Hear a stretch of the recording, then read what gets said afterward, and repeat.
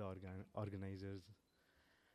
At the outset, I think a very important topic has been given to me regarding the screening guidelines of malignancy. But sometimes we underestimate the importance of it, and sometimes we overestimate the effectiveness of it. As a result of which, I very sincerely believe that one important thing regarding screening tool we should all keep in mind is that screening, like any other test, requires counseling before it is being ordered.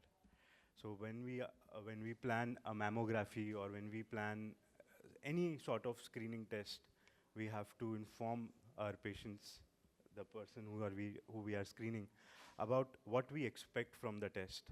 I believe this is something that is being commonly missed. When we go for mammography, our assumption is that we are trying to prevent breast cancer, but we also need to educate that what we expect from the test is not something that is 100%. There is a risk of overdiagnosis, there is a risk of false positives, false negatives, which we need to educate first to our patients and then order the screening test. So I think the slides are prepared. So what we'll be discussing today would be the incidence of cancer, some basics of screening, and different gynecological malignancies. Cancer is a fairly common disease. It is taking epidemic proportions. Annually, we are seeing 2 crore cases in the world, 14 lakh cases in India, and 80,000 cases in the state of Madhya Pradesh. 1 in 9 Indian is going to develop cancer. I want that number to sink in. 1 in 9 individual in India is cervical cancer as well, which contributes 17.7%. That is the second cause of most common malignancy seen in females. Also, we are the leaders in cancer, cervical cancer mortality in the world, which is not a very good distinction to have. 1 in 4 cervical cancer malignancy happens in India. The third most common malignancy is ovarian malignancy, which contributes 6.6. To diagnose the disease at an early stage? Is it to promote health education? Is it to reduce disease-related mortality? Or is it to diagnose diseases which would have been otherwise missed?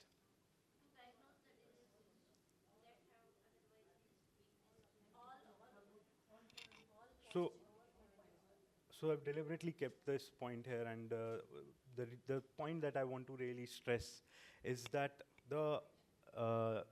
there are aspects which are important, like we do the screening test so that we can detect diseases early. But if we look at the primary goal, I mean, obviously the answer is all of them. But the most important part of this question is that what is the primary goal? So the primary goal is to reduce mortality. Sometimes what happens is that we do a screening test and we detect a cancer at an earlier stage, let's say stage 1. But anyways, if that cancer was going to be detected at stage 2, and if the mortality benefit is not there, then we haven't really added anything to the with the help of the screening tool. Let's say if a patient was to develop a stage 1 malignancy or stage 2 malignancy, and we have just detected it early. So officially on records, we have a lead time bias because we have diagnosed that disease 2 months early. Now we are saying that the survival has improved by 2 months. But all that screening tool did was that it increased the statistical number of 2 months of more survival, but it has not really added anything. So the primary goal of any screening tool is not to downstage disease, it is not to detect at early stage, it is not to promote health education, but it is to reduce mortality. So a good screening tool should definitely reduce mortality and not just increase numbers of detected cases. And definitely should not improve upon overdiagnosis. So there are some latent cancers, especially in breast cancer. We say that there is around 5% of those cancers are latent. That is, the patient would not have ever manifested that cancer.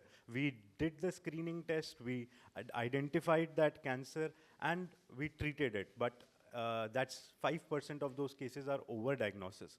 So overdiagnosis is something that we want our screening tool not to detect. And this is where the ideal screening program is considered. This is from the WHO, Wilson and Junger's criteria of how an ideal screening test should be. It should address an important health problem. I think we have seen that cancer is an important health problem. It should have an accepted treatment. Fortunately, in India, we have all sorts of advanced treatment modalities available for all kinds of cancer. All the right kind of diagnosis and treatment facilities should be available. There should be a latent stage, that is a recognizable early stage where if we detect that cancer, we will be able to treat it and reduce mortality. The test that we are going to be planning for our screening test should be suitable, reliable, valid, and comfortable to the large population. It should be an acceptable test to the population. The natural history, the progression of the disease from a latent disease should be understood. The natural progression of the disease should be clear. The policy, it should have a clear guidelines on whom to treat, and it should not increase the burden on healthcare. Rather, the screening test should be able to detect the right disease. The cost of the screening tool cannot be more than the cost to the treatment. And it should be a continuous process. So we should have a screening program only when it could be a continuous process and not a one-time thing. So looking at all these factors, we'll be discussing regarding the screening tools available in various malignancies. First, starting with the breast cancer, 1 in 28 Indian women will develop breast cancer. In total, we see 192,000 cases annually, which contributes 26% of all malignancies. If we look at the modalities in breast cancer screening, some of the common modalities that have been recommended are self-breast examination, clinical breast examination, mammography, sonography, and MRI, and we'll be talking about them in detail. But a common perception is that self-breast examination is something that if we promote, will result in early detection of malignancy and patients will be coming on time. But there is no randomized data which suggests that self-breast examination results in mortality benefit. Self-breast examination as a tool, as a screening tool, has not shown any mortality benefit, and that is the primary goal of our screening tool. Our screening tool should result in less anxiety for the patient and should result in definite mortality reduction. Clinical breast examination, on the other hand, has shown real benefit, and I believe that's where all the gynecologists really come in, that a simple clinical breast examination done by an expert physician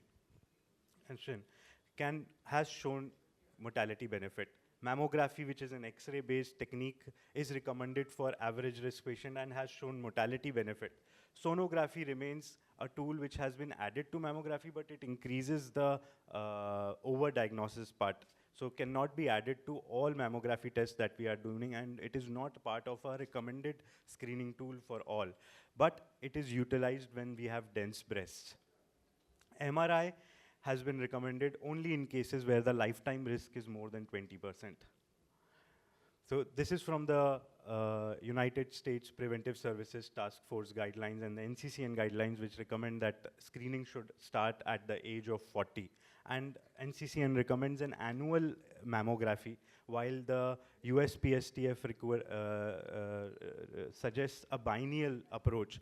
The idea is that the biennial approach prevents overdiagnosis, while the annual approach is more effective. So if we are really concerned about overdiagnosis, then we should go for a biennial approach. But if we are dealing with people who are more educated and are able to take the risk of overdiagnosis, understand the possibility of unnecessary biopsy, then we should go for an annual mammography.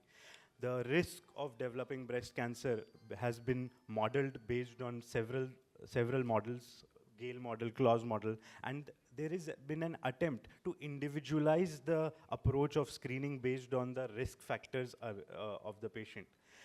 It has been seen that the in the average risk patient, mammography-based screening has reduced the relative risk of breast cancer mortality by 10 to 25%. In the meta-analysis by US Preventive Services Task Force, it was seen that 15% risk reduction was there. So what do we really mean by that? It means that 1900 women need to be screened for 10 years in order to reduce one cancer death in the screening arm. So sometimes we overestimate the benefit, sometimes we underestimate the risk. So we need to really take a calculative approach in doing that. Some of the harms of screening is something we all are aware of: overdiagnosis, false positives, unnecessary biopsies, lead time bias, and detection of a pre-malignant condition which might not have progressed to malignancy ever, but we have detected it and treated it. So I would like to draw your attention towards one of the largest study in the world, which was done on prevention, and it is the Tata Memorial Mumbai study. It was a study which was done on 1.5 lakh people in Mumbai, where 20 areas and 20 clusters were identified, where 10 clusters were randomized to the screening arm and 10 clusters were randomized to the control arm. In the 10 clusters which were randomized to the control arm, only education was done of those 75,000 women. Only once time breast cancer related education was done. And in the other cluster, screening was done based on clinical breast examination, which was done by a medical social worker, that is not nursing staff, but medical social worker who were trained to do clinical breast examination twice a year. And what we see here is that it reduced mortality in patients above the age of 50.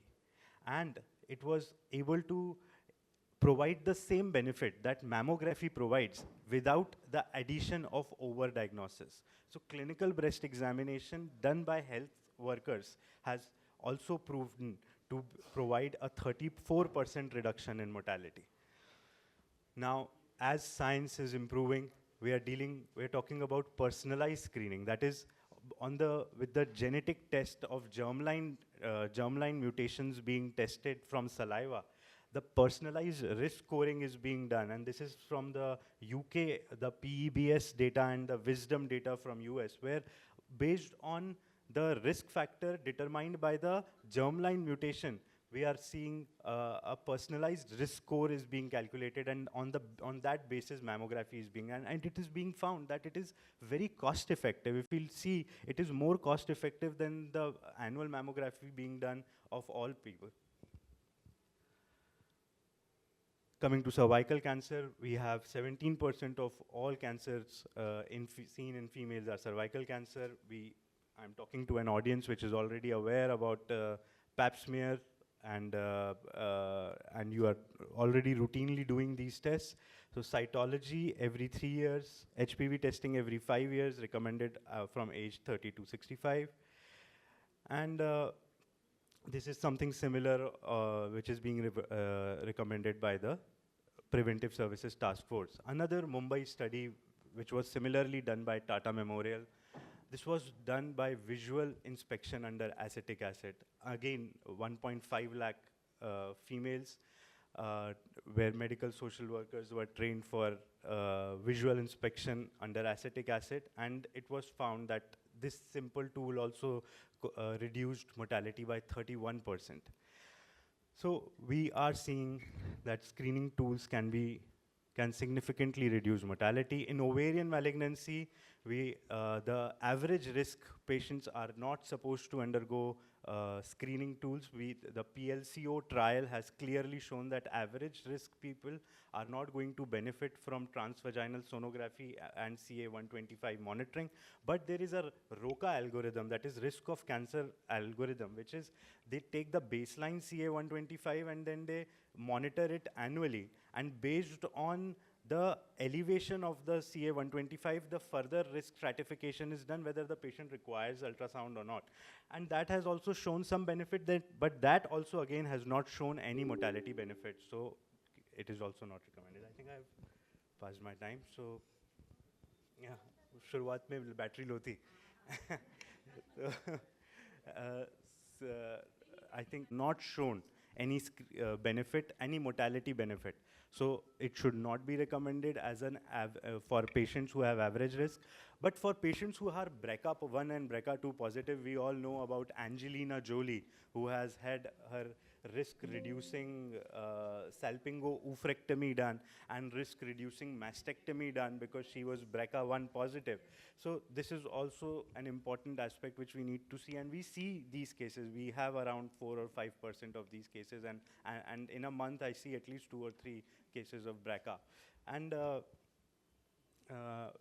this is where an annual MRI for breast malignancy and transvaginal sonography with CA125 is recommended.